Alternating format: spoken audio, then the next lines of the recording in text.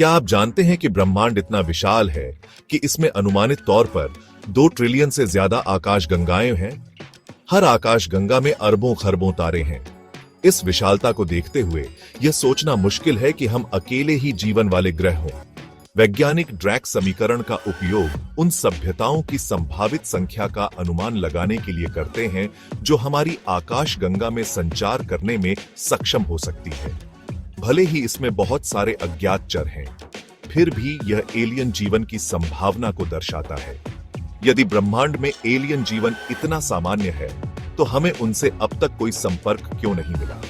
यह पैरमी विरोधाभास एक रहस्य बना हुआ है और इसके कई संभावित स्पष्टीकरण हैं, जैसे कि वे बहुत दूर हैं या वे जानबूझकर हमसे संपर्क नहीं कर रहे हैं।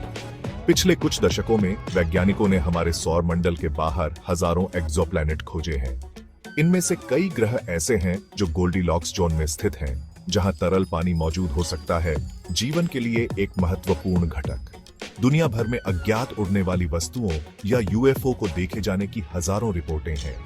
हालांकि इनमें से अधिकांश को समझाया जा सकता है, कुछ ऐसी घटनाएं भी हैं जो अभी भी रहस्य बनी हुई हैं। कुछ लोग दावा करते हैं कि उन्हें एलियंस द्वारा अपहरण कर लिया गया है। ये कहानियां अक्सर समान पैटर्न का पालन करती हैं और इनमें विचित्र अनुभव शामिल होते हैं जो इन दावों को और भी रहस्यमय बना देते हैं।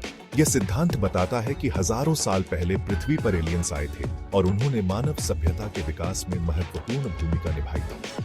पिरामिड, माया कैलेंडर और अन्य प्राचीन संरचनाओं को अक्सर इस सिद्धांत के समर्थन में उद्धृत किया जाता है।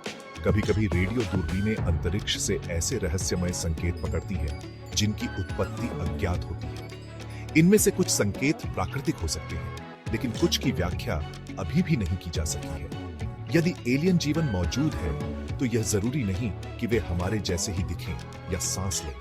वे ऐसे वातावरण में विकसित हो सकते हैं जो हमारे लिए अत्यधिक प्रतिकूल हो, जैसे कि मीथेन आधारित या सिलिकॉन आधारित जीवन। Subscribe for more videos.